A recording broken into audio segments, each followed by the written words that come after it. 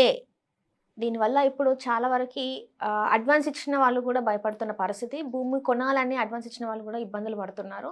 So, వాళ్ళు గూడా చాలామంది అంటే ఏంటి ఇప్పుడు పరిస్థితి అనేది ఒక క్వెషన్ మార్క్ అయిపోయింది. ఇంతకుముందు ఇల్లులు కట్టుకున్న వాళ్ళ పరిస్థితి కూడా ఇప్పుడు క్వెషన్ మార్కే అయిపోయింది. సో, అసలు ఏంటి ఈ 22 ఏంటి?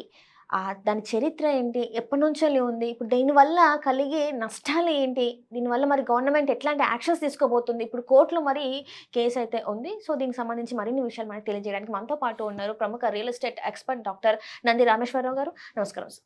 నమస్తే. సార్ 22A దీనివల్ల చాలామంది ఇబ్బంది పడుతున్నారు.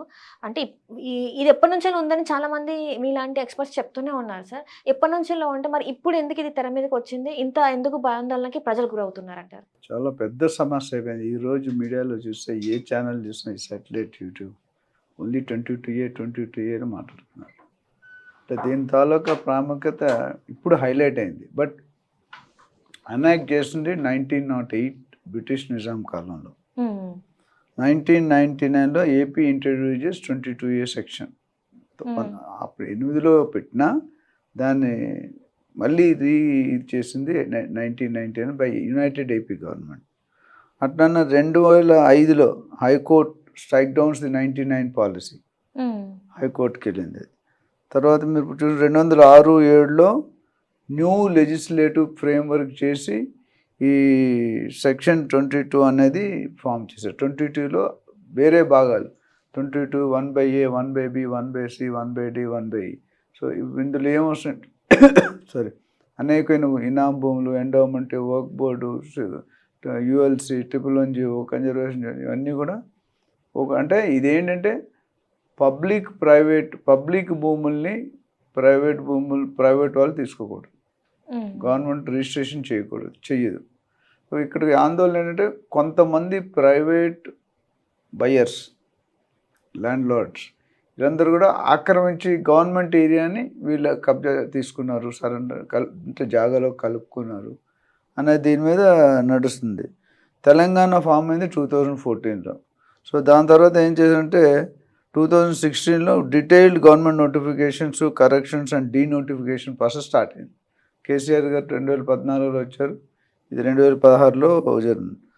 So Telangana high court upholds validity of amended 22A in 2023 and 2026లో ఇప్పుడు మనకి లైమ్లైట్లోకి వచ్చి అంటే ఏంటి ప్రొహిబిటెడ్, నాన్ ప్రొహిబిటెడ్. సో ఏవైతే ఎండోమెంట్ భూములు, గుడులు ఉన్నాయి, వర్క్ బోర్డులు, ఆ కమ్యూనిటీ బోర్డులు, మన హిందూ టెంపుల్స్, అట్లా రకరకాలుగా ULC యాక్టు అంటే సర్ప్లస్ భూమి ఇవన్నీ కూడా లిస్ట్ చేయడం పడింది. ఇప్పుడు 22 యొక్క ప్రాముఖ్యత ఏంటంటే గత 20-30 సంవత్సరాలుగా ఎవరైతే కొనుక్కున్నారో ప్రాపర్టీస్ అప్పుడుకున్న గవర్నమెంట్ పర్మిషన్స్, హూడా కావచ్చు, HMD కావచ్చు, DTCP కావచ్చు, రేరా కావచ్చు, బ్యాంక్ లోన్ కావచ్చు, ఇవన్నీ కూడా 30-40 years ముందు ఎవరైతే కొనుక్కున్నారో వాళ్ళన్నీ ఇప్పుడు కూడా ప్రాపర్టీస్ ఇస్తుంటారు కదా, కడుతున్నారు. ఆ కట్టిన వాళ్ళని కూడా 22A లిస్ట్లో చేర్చడం జరిగింది. ఈ 22లో ఎందుకు చేర్చారంటే ఒక సైడ్ వాదన ఏంటంటే గవర్నమెంట్ వాళ్ళకి డబ్బులు కావాలి కాబట్టి తిప్పించుకొని డబ్బులు తీసుకుంటున్నారు. అది ఒక వాదన. అది కరెక్టా లేదన్నది పై దేవుడికి వదిలేద్దాం. ఇప్పుడు మీ నాన్నగారు మీకు పెళ్లి చేయాలి అంటే డబ్బులు కావాలి కదా. డబ్బులు కావాలంటే మీరు ఏం చేయాలి? ప్రాపర్టీ అమ్ముకోవాలి లేదా మార్ట్గేజ్ పెట్టుకోవాలి బ్యాంకులో లోన్కి. సో ఇవన్నిటికీ ఉదాహరణ మళ్ళీ బాధ ఉండకూడదు.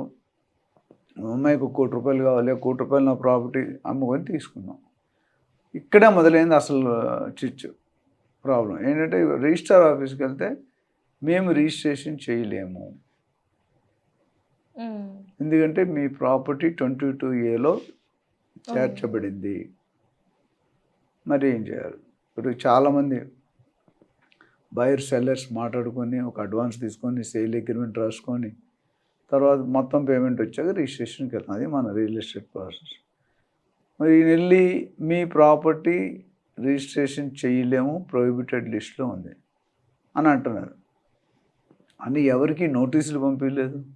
సడన్గా ఒక రోజు మంచి రోజు చూసుకొని మీ ప్రాపర్టీలు దాదాపు హైదరాబాద్లో 1 lakh ప్రాపర్టీస్ దాదాపు ఆల్రెడీ 22A చేర్చబడింది కొత్తగా. ఓనర్స్ తెలియదు. అన్నీ ఉంటే అప్పుడు ఎందుకు రిజిస్ట్రేషన్ చేశారు మరి? పాత 20 years బ్యాక్ అన్నీ కరెక్ట్ ఉండబట్టి రిజిస్ట్రేషన్ చేశారు కదా. కానీ ఇప్పుడు సడన్గా లిస్ట్ ఎట్లా వచ్చింది అనేది ప్రజల నుంచి కూడా అదే క్వశ్చన్ వస్తుంది. ఎందుకంటే మేము అన్ని రకాలుగా అయిన తర్వాతనే రిజిస్ట్రేషన్ జరుగుతుంది. ఆ తర్వాతనే కరెంట్ అది ఏదైతే ఉంటుందో కరెంట్ కరెక్షన్ కావచ్చు. ఇప్పుడు 1908 అంటే ఆల్మోస్ట్ more than 118 years ఉంది. వాళ్ళు సడన్ గా కొత్తగా వచ్చింది ఏంటంటే గవర్నమెంట్ ఏమంటున్నారంటే పొంగిరెడ్డి శ్రీనివాస్ రెడ్డి గారు revenue concern minister including CM కూడా అంటారు, మా ఎమ్మెల్యే ఎంపీ మినిస్టర్ ప్రాపర్టీస్ కూడా 22A ఉన్నాయి. ఓన్ సీఎం గారి హౌస్. అది పోగొట్టుకోవడానికి మీరు ఇవన్నీ చేస్తారని అపోజిషన్ అంటున్నారు. సో క్వశ్చన్ అంటే ఇప్పుడు ఓకే లిస్టులో పడకూడదు, పడిపోయింది, కనీసం మాకు ఇన్ఫామ్ చేయాలి కదా, ఫలానా ఎక్స్ పార్టీ ఈ సర్వే నెంబర్లో అంటే. అంతకుముందు ఏమంటే సర్వే నెంబర్లు 100 ఎకరాలు 20 ఎకరాలు 10 ఎకరాలకు ఉండేది. అందులో కొంత భాగం గవర్నమెంట్ ఐడెంటిటీ, కొంత భాగం ప్రైవేట్ ఉండేది. సో వీళ్ళు లాక్కున్నారా, వీళ్ళు వాళ్ళు లాక్కున్నారా తెలియదు, లాక్కోవడం అయితే జరిగింది. సో అది one of the burning issue. So అప్పట్లోనే వాళ్ళు డిసైడ్ చేశారు ఇది ఈ గుడికి, ఇది వక్ఫ్ బోర్డుకి, ఇది ఎండోమెంట్కి, ఇది అని కేటగరైజ్ చేసి పెట్టారు. అక్కడ మిస్టేక్ ఏం జరిగిందంటే అక్కడ మాన్యువల్గా చేసాం మనం. 30 సంవత్సరాల ముందు డిజిటల్ లేదు కదా. ఓకే, మాన్యువల్గా చేసినప్పుడు కొన్ని అవకతవకలు జరిగాయి. మాన్యువల్ నుండి ఆన్లైన్ పోర్టల్ అంటే ధరణి పెట్టినప్పుడు కానీ డ్రోన్ సర్వే చేసి డిజిటలైజేషన్ చేసి అక్కడ కొన్ని మిస్టేక్స్ మా సంబంధిత అధికారుల వల్లే జరిగింది, దానికి నేను క్షమాపణ చెప్తున్నాను అన్నారు. ఎవరు? శ్రీనివాస్ రెడ్డి గారు. అయితే ఇక్కడ వాదన ఏంటంటే మీ తప్పు జరిగింది, అది మీరు కరెక్ట్ చేసుకోవాలి, మేమెందుకు బలవాలి. సో దానికి ఏమన్నా సరే ఇప్పుడు పడింది, సామాన్యుడి పరిస్థితి ఏంటి? వాడు నిద్ర లేవు, ఆత్మహత్యలు ట్రై చేసుకుంటున్నారు, సూసైడ్కి వెళ్తున్నారు, రోడ్డు మీద కూర్చొని ధర్నా చేస్తున్నారు, ఏడుస్తున్నారు. సో ఇప్పుడు ప్రాసెస్ ఏంటి? వీళ్ళు SROలు మీ ప్రాపర్టీ రిజిస్ట్రేషన్ చేయడం ప్రొహిబిటెడ్ లిస్ట్లో ఉంది, ప్రూవ్ చేయండి అంటే వాళ్ళ దగ్గర ఆన్సర్ లేదు. మీరు ఏ బేసిస్లో వేసారు కదా, క్వాలిఫైడ్, డిస్క్వాలిఫైడ్, టాప్ అని ఉంటాయి కదా మార్కులు. ఇట్లా వీళ్ళు కూడా ఎన్నో రకాల డాక్యుమెంట్స్ పత్రాలు ఉన్నాయి. ఇందులో ఏ ఫామ్ కింద మాది వేసారు? FTL అని వేసారా, బఫర్ అని వేసారా, లేకపోతే XYZ అని వేసారు? సరే, వెబ్సైట్లో పొందుపరిచారు అన్నారు, గవర్నమెంట్ ఆన్లైన్ వెబ్సైట్ ఓపెన్ కాదు, మరి వెబ్సైట్లో అసలు ఏది ఓపెన్ అవ్వట్లేదు, అండర్ ప్రాసెస్ అండర్ కన్స్ట్రక్షన్ ఏదో ఉంది. సో దానివల్ల మరి వాళ్ళకి ఎలా తెలుస్తుంది? గవర్నమెంట్కి ఎట్లా తెలిసింది? SRO బేసిక్గా sub register office. So there is a slip between the cup and the lip అలవాటు అయిపోయింది.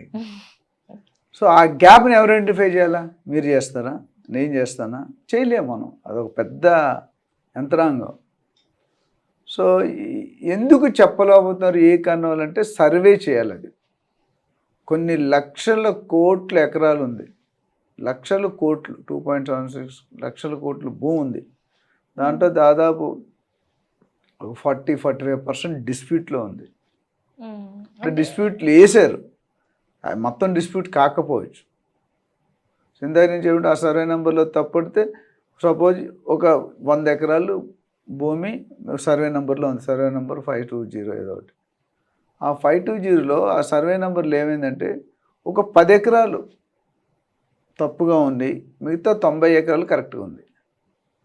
సో ఈ 10 ఎకరాలు ఎవరైతే అది కూడా వేసి పెట్టిస్తారు లిస్టులో, లేదా reverse.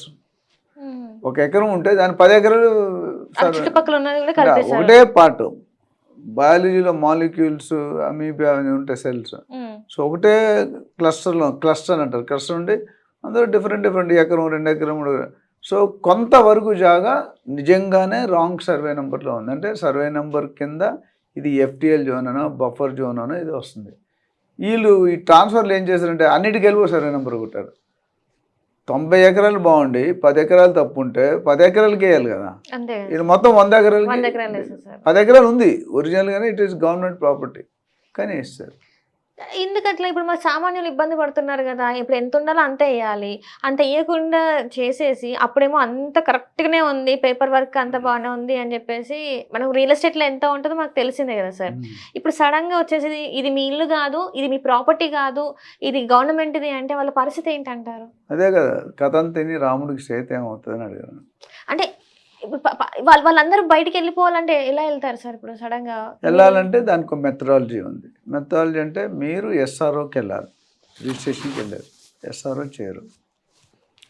So SRO has to give a letter that this particular survey number, plot number, what village number is under prohibited list of 22A, so we cannot register అని పత్రం ఇవ్వాలి. ఇస్తున్నారా లేదా కొంత రూరల్గా చెప్తున్నా, అది ఒక క్వశ్చన్ మార్క్. రెండోది మరి వీళ్ళు ఏం చేయాలి, కలెక్టరేట్ని అప్రోచ్ అవ్వాలి. కలెక్టరేట్ పైన CCLA అంటారు, chief commissioner land and administration. Collectorate వాళ్ళు ఏమేం చేస్తారు, నెక్స్ట్ RDOకి రాస్తారు, RDOలు ఏం చేస్తారు, MROకి చేస్తారు, MRO తహసీల్దార్. సో వీళ్ళందరూ రింగా రోజెస్ అని తిరగాలి. కానీ ఇక్కడ కూడా చాలా వరకు కొంతమంది వెళ్తే వాళ్ళని మనీ అడిగారు అని చెప్పేసి కొన్ని వార్తలు అయితే వినిపిస్తుంది. ఏ డిపార్ట్మెంట్ అడగట్లేదమ్మా, అన్ని డిపార్ట్మెంట్ దౌర్భాగ్యం ఉంటే రియల్ ఎస్టేట్ బాగా పైకి వస్తాయి. ఎందుకంటే వాల్యూమ్ ఆఫ్ ట్రాన్సాక్షన్ ఎక్కువ ఉంటుంది.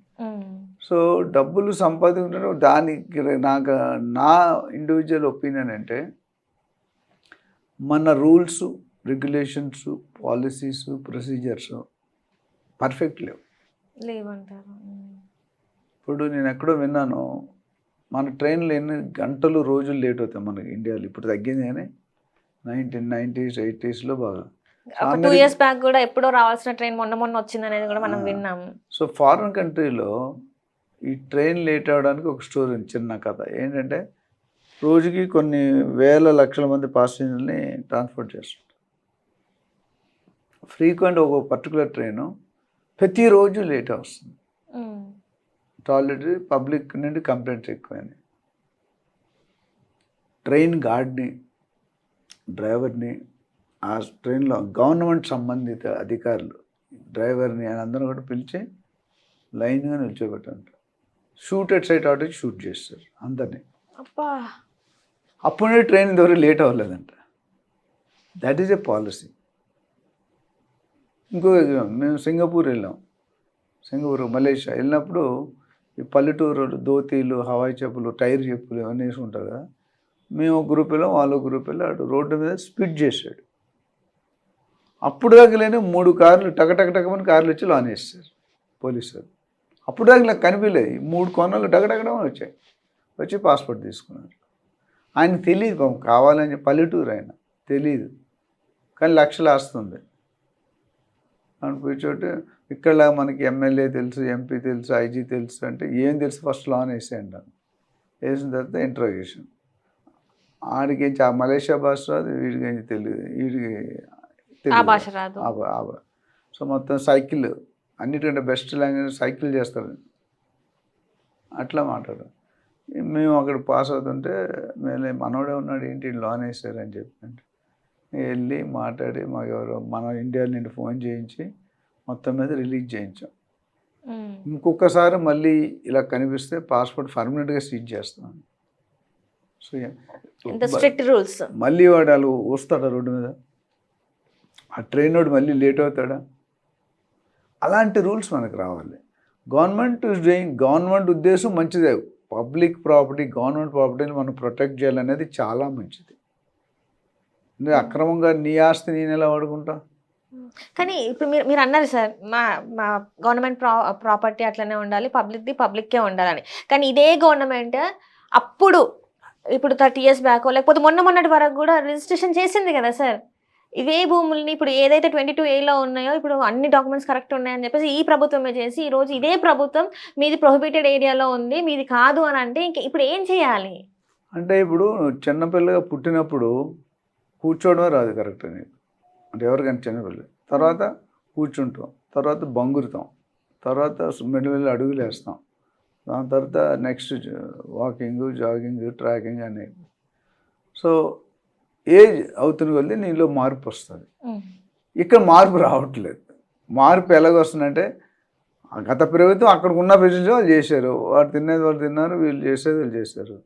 అని ఇప్పుడు మన లేటెస్ట్ ఇప్పుడు గత ప్రభుత్వం పడిపోవడానికి కారణం ధరణి ఒక కారణం, తర్వాత 111 జీవో, ఇవన్నీ చూసారు మీరు, పొలిటికల్ న్యూస్ చదువుతారు కాబట్టి.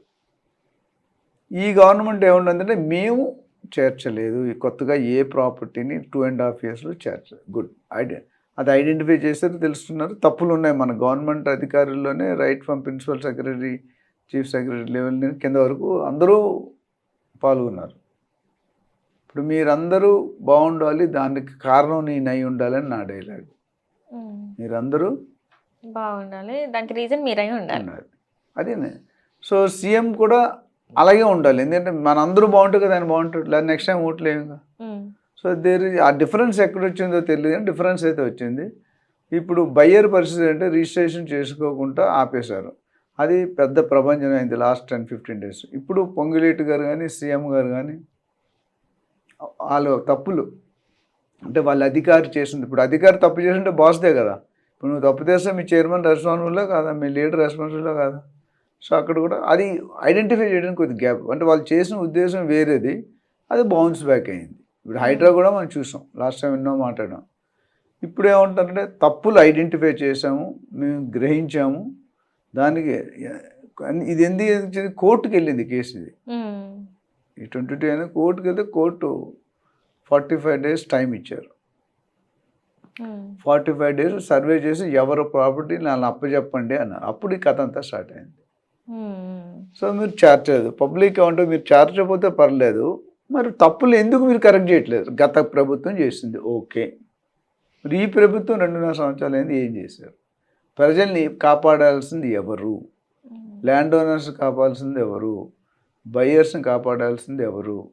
అంటే గవర్నమెంట్ కదా. సో ఒక స్టేట్ లీడర్, స్టేట్ మినిస్టర్ తలుచుకుంటే కానిది ఏదైనా ఉందా?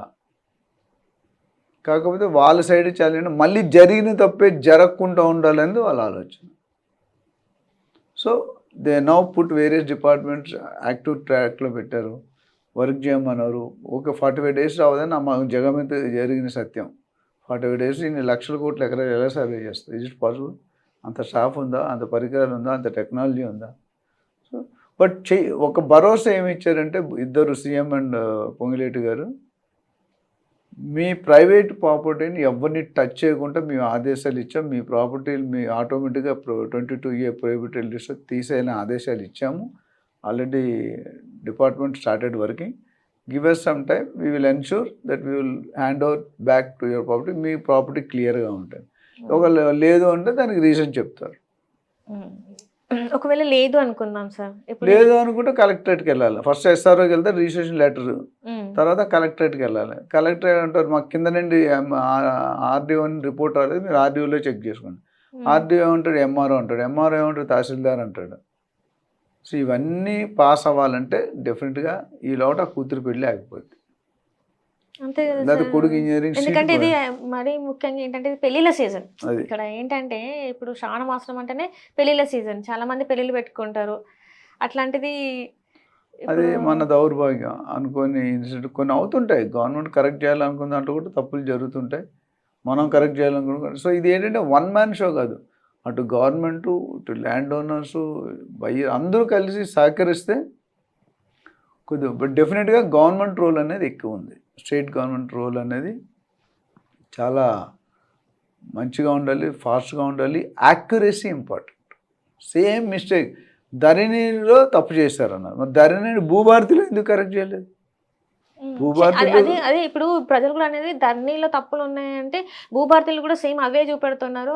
ఎట్లాంటిది మార్పులు అయితే మైనర్ మోడిఫికేషన్ చేయండి, బట్ ఆ తప్పు బేసిక్ తప్పులు అలాగే ఉన్నాయని చెప్పేసి అంటున్నారు. అవును, పుట్టుకతో వచ్చిన బుద్ధి పొడగల్లో వరకు పోదంటారు అట్లా. సో ఏదేమైనటికి ఇప్పుడు గవర్నమెంట్ కొద్దిగా లేట్గా రియలైజ్ అయినా లేటెస్ట్గా రియలైజ్ అయ్యారు. అయ్యి దాని మీద సంబంధిత అధికారులకు ఆదేశాలు ఇవ్వడం జరిగింది. ఆదేశం ఇచ్చినప్పుడు మీరు అన్నారు డబ్బులు కలెక్ట్ చేసుకుంటారంటే అది పార్ట్ అండ్ పార్సల్, అది జాబ్. అది మనం నీ పని కావాలా అక్కర్లేదా? ఒకప్పుడు కండబలం గుండె బలం ఉంటే వాడు పెద్దోడు. ఇప్పుడు డబ్బు బలం అంటారా సార్? డబ్బు బలం ఉండాలి. మరి సామాన్యుల పరిస్థితి ఏంటి సార్ మరి? కావాలంటే కట్టాలి, లేదంటే తూర్పు తిరిగి దండం పెట్టాలి. మీరు ఏంటో చాలా ఈజీగా చెప్పేశారు సార్, కానీ వాళ్ళు ఎన్నో సంవత్సరాలు అంటే ఏం చేస్తాం? నేను అనుకున్న బాధ, నేను కూడా వన్ ఆఫ్ ది బాధ్యతండే. నా ఇల్లు కూడా 22లో వేసారు బంజారా జూబ్లీ, శ్రీనగర్ కాలనీ, మల్కాజ్గిరి, పెద్ద పెద్ద ఏరియాలు, ఎకరాలు. మా కాలనీ 5 ఎకరాల్లో ఉంది. అన్నివి మొన్న ఒక లిస్ట్ వచ్చి అందులో మా ఇల్లు లేదు. మళ్ళీ రివైజ్డ్ లిస్ట్ పంపి మా ఇల్లు వచ్చింది. అట్లా కూర్చొని ఏడుస్తాం, ఏడలేము. సో దానికి పద్ధతి ఏంటంటే ఈ 5-6 డిపార్ట్మెంట్ చెప్పే కదా, కలెక్టరేట్ టు తహసీల్దార్, ఒక్కొక్క స్టెప్ మెట్టెక్కుంటూ రావాలి. కానీ ఇది అంత మళ్ళీ ఒక రోజులో అవ్వదు. అవ్వదు, డెఫినెట్గా అవ్వదు. ఒక రోజు కాదు, నెల రోజులు కూడా అవ్వదు, 2 రోజులు కూడా అవ్వదు, 2 నెలలు కూడా అవ్వదు. ఎప్పుడు సర్వే చేస్తాం? అంత స్టాఫ్ ఉందా గవర్నమెంట్లో? ఇది ఇప్పుడు యుద్ధానికి ఎలా అలా తయారవ్వాలి మనం. ఇప్పుడు చైనా ఇండియా యుద్ధంలో 2 లేడీస్ మొత్తం కొలాప్స్ చేశారు పాకిస్తాన్. మన దగ్గర ఐక్యూ ఉంది, నాలెడ్జ్ ఉంది, టెక్నాలజీ ఉంది. ఆ కరప్షన్ అనేది ఒక పార్టు అందరికీ తెలుసు. బట్ సో ఇవన్నిటికీ నేను మెయిన్ రీజన్ చెప్తాను. ఇవి రావడానికి, ఇంత హైలైట్ అవడానికి, ఇంత ఇంపార్టెంట్కి భూమి వాల్యూ 2019లో 39 కోట్లు 40 కోట్లు ఉన్నది. 2026కి 237 కోట్లు అయింది. 1908లో అంత సీజన్ గజం రూపాయి, ₹10, ₹2 ఉండేది. ఇప్పుడు అలా ఉందా? రూపాయి అనేది 100, 100 అనేది 1000, 1000 అనేది 1,00,000, 1,00,000 ఉంది 10 లక్షలు, 10 లక్షలు కోటి, కోటి ఉంది 10 కోట్లు, 10 కోట్లు ఉంది 100 కోట్లు. మన కళ్ళ ముందే పెరిగింది కదా. సో మానవుడు అనేవాడికి ఆశ అనేది కంపల్సరీ అవసరం. ఆశ లేకపోతే నువ్వు బతకలేవు, బతకడం కూడా వేస్ట్. ఆశ ఉండడం ఓకే నా వరకు, అత్యాశ ఉండకూడదు, ఫిర్బీ ఓకే. దురాశ దుఃఖానికి. మనం ఆ స్టేజ్కి వచ్చేసాం. సో ఇప్పుడు పనిష్మెంట్ చేస్తే పాత అధికారులను పనిష్మెంట్ చేయాలి మీరు. వీళ్ళు మన పబ్లిక్ ఏమంటే అవి ఇచ్చారు కదా, లింక్ డాక్యుమెంట్స్ ఇచ్చారు, ఇన్విటేషన్ కాపీ ఇచ్చారు, బ్యాంక్ లోన్ ఇచ్చారు, రేరా ఇచ్చారు, హెచ్ఎండి ఇచ్చారు, డిటీసీ ఇచ్చారు, గ్రామ పంచాయతీ అన్నీ. అవి లేకపోతే అప్పుడే మీరు రిజెక్ట్ చేయొచ్చు కదా. మరి సింపుల్గా మా అధికారులు తప్పు చేశారు, అవకతవకలు జరిగాయంటే అయిపోదు కదా. Sorry May can never bring a dead man alive. వస్తుందా? చంపేసి నువ్వు సారీ అంటే, ఇది చంపలేదు కానీ ఆల్మోస్ట్ క్లోజ్ టు డెత్. ఎందుకంటే దినదినగా నువ్వు కూతురు పెళ్ళవలేదు అంటే మళ్ళీ ఆ వచ్చిన సంబంధం వస్తుందా, అదే సెట్ అవుతుందా, ఇలా ఇంకేదైనా అవుతుందా? It's a sentimental issue, emotional issue. పబ్లిక్తో నిప్పుతో చెలగడం. ఇప్పుడు a wife is a double edge knife. మీకు అర్థమైంది? అన్ని ఎవరిని బ్లేమ్ చేయట్లేదు. ఈ పబ్లిక్ ఓటర్స్తో పెట్టుకుంటూ కూడా అంతే. ఇప్పుడు 40-45% ఓటర్స్ ఆర్ ఫుల్లీ లిటరేటెడ్, చదువుకున్నాం. ఒకప్పుడు మీ తాత చెప్తాడు మనం ఈ పార్టీకి వేసేద్దామని, వేసేసారు ఫ్యామిలీ. ఇప్పుడు అలా వేయట్లే. ఫ్యామిలీలో 3-4 పార్టీలు ఉన్నాయి. కొడుకు కూడా ఉంటాడు. మా ఇంట్లో మా ఫాదర్ కాంగ్రెస్ అంటారు, నేను ఇంకోటి ఏదంట, మా బ్రదర్ ఇంకా. They have their individual democratic rights. అది ఎవరు స్వేచ్ఛని ఎవరి స్వేచ్ఛ వాళ్ళది, ఎవ్వరు అడగలేదు. సో ఆ వాల్యూ పెరిగిపోవడం, డబ్బు తాలూకు ఇంపార్టెన్స్ పెరిగిపోవడం వల్ల ఇవి బాగా ఇంపార్టెన్స్ ఇస్తున్నారు. ఒకప్పుడు ఎకరం ₹1,00,000 అనేది ఎకరం ₹1,00,00,000 కాదు, 2 కోట్లు, 3 కోట్లు, 10 కోట్లు కూడా అయింది. మరి 1,00,000 అయితే వదిలేస్తారు, కానీ ఇప్పుడు 10 కోట్లు, 20 కోట్లు నువ్వు వదిలేస్తావా? నేను వదిలేస్తానా? సో వీళ్ళు వెళ్ళి ఈ ప్రాసెస్ కాకపోతే ఇంకా ఫైనల్గా వీళ్ళు ఎవ్వరూ ఓకే చేయకపోతే కోర్టుకి వెళ్ళాలి. ఆ కోర్టులో 3 నెలలు పట్టవచ్చు, 3 సంవత్సరాలు పట్టవచ్చు. ఆ కోర్టులో నువ్వు గెలిస్తే లిస్ట్ రిమూవ్ అవుతుంది, గెలవకపోతే అక్కడ ఉంటుంది. ఇంకా అది బినామీల కింద అయిపోతుంది. క్రికెట్ మ్యాచ్ చూస్తే నో మ్యాన్, క్యాచ్ కొడతాడు పైకి లేపి, గ్రౌండ్ మధ్య అక్కడ మనిషి లేడు, పట్టుకుంటే అవుట్ అవుతాడు, కానీ మనిషి లేడు, దూరంగా ఉన్నాడు. దాన్ని నో మ్యాన్స్ ల్యాండ్ అంటారు. అంటే ఎవడికి చెందదు. అక్కడ ఏ బౌలర్కి, ఏ ప్లేయర్ కూడా స్కోప్ అందినంత రీచ్లో లేదు. సో ఇక్కడ కూడా నువ్వు ప్రూవ్ చేయకపోతే one other way of defining is అది బినామీలు వేస్తారు, గవర్నమెంట్ సరెండర్ చేసుకుంటారు, గవర్నమెంట్ మళ్ళీ ఆప్షన్ పెట్టి అమ్ముకుంటే డబ్బులు వస్తాయి. అంతేనా సార్? ఇంకా మరి ఇంకా వేరే ప్రత్యామ్నాయం ఏం లేదంటారా? ఎందుకంటే ఇప్పుడు ఆల్రెడీ కోర్టు లేదా చెప్పింది. నువ్వు డబ్బులు పెట్టి ఇన్వెస్ట్ చేసుకొని లిస్ట్ ఇప్పటికి కొంతమంది చేంజ్. ఇప్పుడు ఆల్రెడీ లాస్ట్ వీక్ ఈ వీక్కి తేడా అంటే లాస్ట్ వీక్ కంప్లీట్ రిజిస్ట్రేషన్స్ ఆపేశారు, ఈ వీక్ కొద్దిగా స్టార్ట్ చేశారు కేటగిరీ. రానున్న రోజుల్లో ఇప్పుడు ఇంకొక విషయం కూడా మీరు ఆలోచించండి, గవర్నమెంట్లో రిజిస్ట్రేషన్ ఆపితే ఎవరికి లాస్? గవర్నమెంట్కి లాస్ కదా సార్? ఎందుకు లాస్? ఎందుకంటే దాని మీద రెవెన్యూ జనరేట్ అవుతుంది. ఎగ్జాక్ట్లీ. రెవెన్యూ ఆగిపోతే మీకే కావాలి కదా. ఆల్రెడీ 8 లక్షల కోట్లకి మనం ఏం కడుతున్నాం? వడ్డీ కడుతున్నాం. అది కట్టడానికి మనం అప్పు చేసుకుంటాం.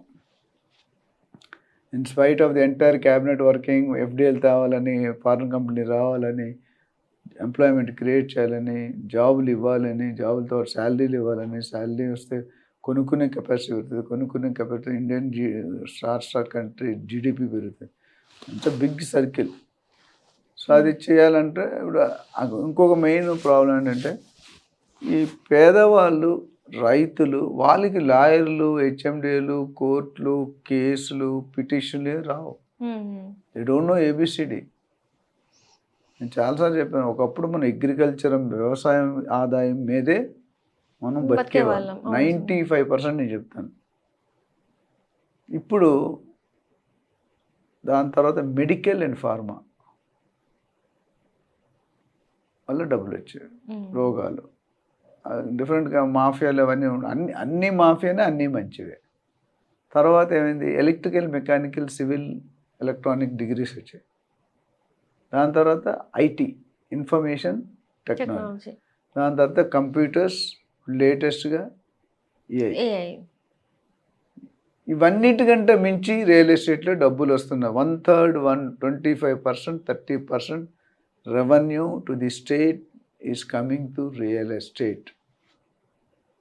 కొన్ని వేల కోట్లు. అది గమనించాలి.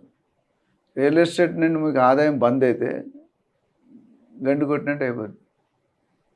ఇప్పుడు అదే పరిస్థితికి వచ్చింది కదా సార్. ఇప్పుడు సైలెంట్ అయిపోతున్నారు చాలా మంది. వచ్చింది ఇప్పుడు, అందుకని రియలైజ్ అయినట్టు, అంటే కొద్ది రియలైజేషన్ స్టార్ట్ అయింది. జస్ట్ అంతం కాదు, ఆరంభం అయింది. ఎండ్ ఎంత స్మూత్, క్లైమాక్స్ ఎలా తెస్తారు అనేది depends on the government. Public ఏం చేయలేరు. బట్ ఆ క్లైమాక్స్ అనేది కరెక్ట్గా లేకపోతే వీళ్ళు క్లైమాక్స్ చూపిస్తారు. ఏదైతే ఓటు రూపంలో చూపెడతారు అంటే నెక్స్ట్ రానున్న జిహెచ్ఎంసీ ఎలక్షన్స్ ఉన్నాయి, ఉంటుంది కొంత ఇంపాక్ట్. ఈలోటు మీరు కరెక్ట్ చేసుకుంటే, ఇప్పుడు public is depending on the state leader, state government, ruling government. ఇప్పుడు అపోజిషనల్ కూడా దే స్టార్టెడ్ మా మీద బ్లేమ్. మీరు తప్పు చేస్తే మీరు ఎందుకు తప్పు చేశారు? 2.5 సంవత్సరాలు మీరు ఏం చేశారు? ఇప్పుడు మీరు ఉన్న 2 సంవత్సరాలు ఏం చేస్తారు?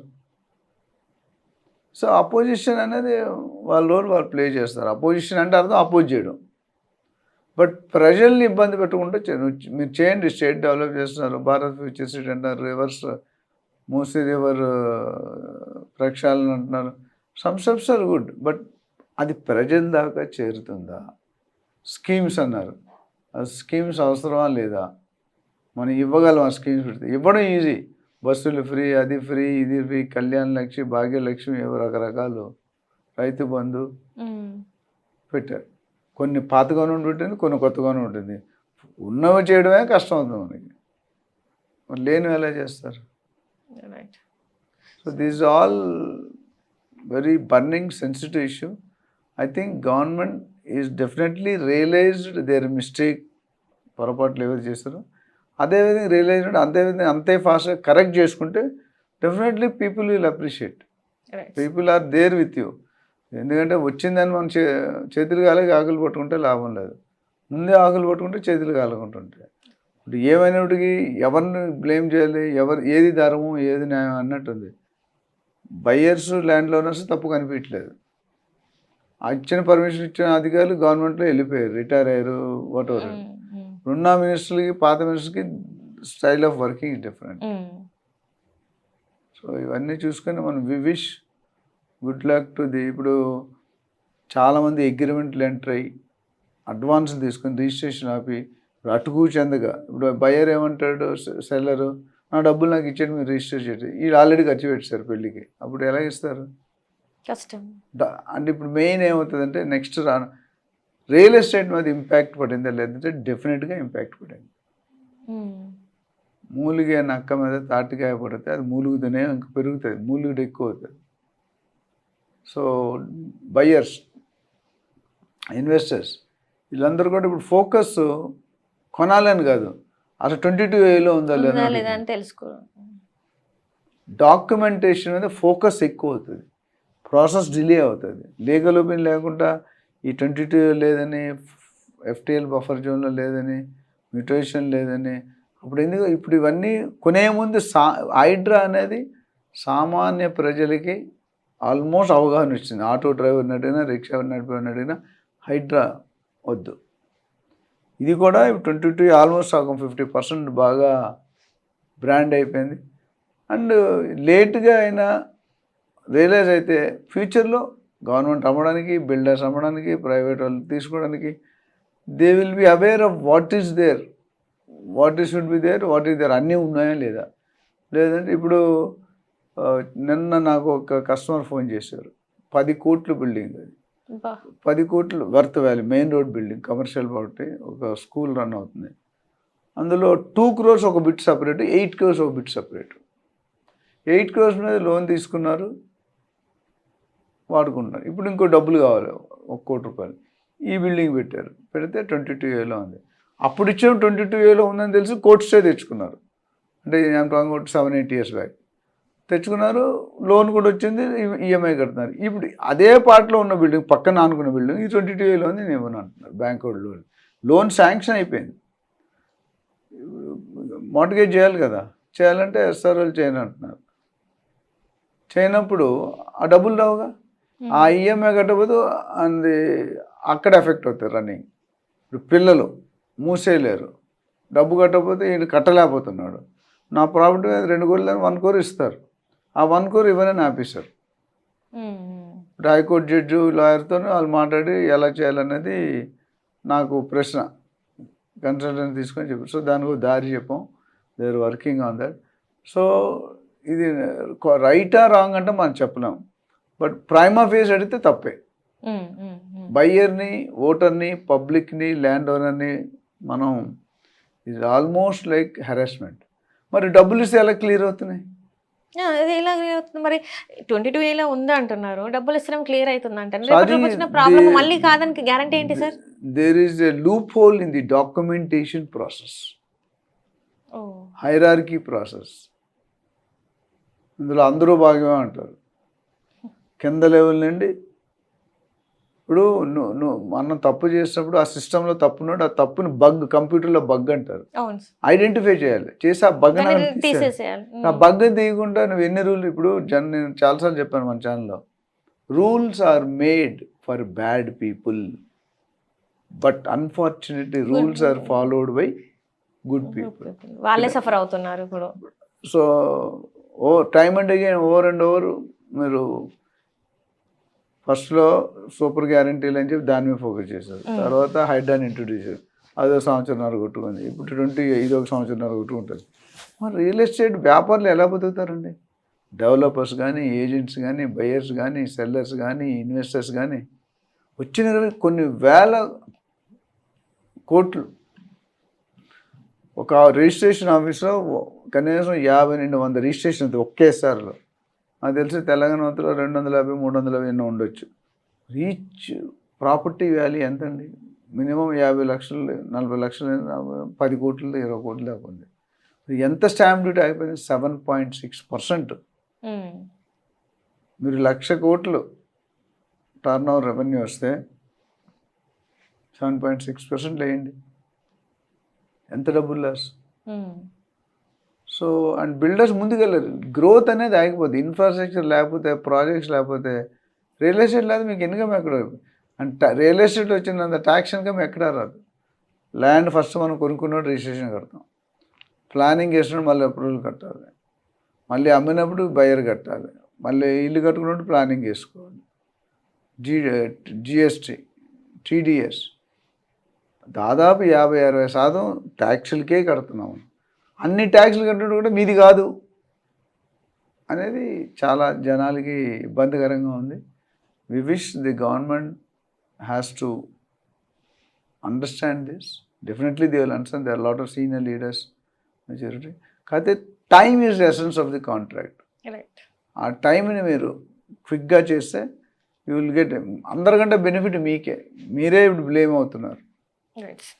మళ్ళీ మళ్ళీ ఇలాంటి తప్పులు జరగకుండా, ఇలాంటి బ్లండర్స్ జరగకుండా అట్లీస్ట్ ఈసారి సిస్టమ్ని కరెక్ట్గా పెట్టుకుంటే అందరికీ మేలు. Win win situation to the government, to the voters, the buyers, sellers, బెల్లర్స్, మీరు అందరికీ ఉంటుంది. సో దీని మీద ప్రజలకి ఏదైనా ఇంకేదైనా సందేహం, ఒకవేళ వాళ్ళు 22లో పడి బయటికి రావడం రాకపోతే వీఆర్ హెల్పింగ్ దెమ్. మన దగ్గర ప్యానెల్ లాయర్స్ ఉన్నారు, ప్యానెల్ పీపుల్ ఉన్నారు. We will definitely come to their rescue, understand complete documentation, then give them కొన్ని ఏ డబ్బులు లేకుండా కూడా రిలీజ్ అయ్యాయి, అన్నీ కరెక్ట్ ఉంటే రిలీజ్ చేయాలి. Right from link document, legal opinion, mutation, గత 40-50 సంవత్సరాల డాక్యుమెంట్ మన దగ్గర ఉంటే మనం దగ్గరుండి చేయిస్తున్నాం. They can come to us, they can approve, they can only request. అందరూ ఫోన్ చేసి సరే పోతుందా ఉంటారని చెప్పలేం. You need to understand. Right. ఒక డాక్టర్ దగ్గరికి వెళ్ళినప్పుడు మీరు రోగం చెప్తే రోగం చెప్పగానే మందు లీడ్ ఇస్తాడా? ఏం చేస్తాడు? ఎగ్జామిన్ చేస్తారు, ఇంట్రోగేషన్ అంటారు. చేశాక డబ్బులు ఇస్తాం, మందులు ఇస్తాడా? ఇవ్వడు. టెస్టులు వేస్తారు. టెస్ట్లలో మళ్ళీ ఎలాంటిది ఏముంది టెస్టులు ఇచ్చిన తర్వాత మందులు వేసి 3 రోజులు వాడండి, తగ్గిపోతే మళ్ళీ రండి. ఆయన దేవుడి తర్వాత దేవుడు, మన దేవుళ్ళు కాదు. సో ఈ సిస్టమ్ సెట్ చేస్తే ప్రాసెస్, ప్రొసీజరు. ఇప్పుడు నేను ఇండిగో ఎయిర్లైన్స్ సాఫ్ట్వేర్ దెబ్బతిని మొత్తం బిజినెస్ అంతా కొన్ని 100 కోట్ల లాస్ అయింది. సాఫ్ట్వేర్ పని చేయట్లేదు. సో ఈ సిస్టమ్ బాగుంటే, ఇది వ్యక్తి కాదు, ఇది వ్యవస్థ. అందులో డెఫినెట్గా there is a solution. Right. Right sir. Right. Thank you so much sir. Thank you.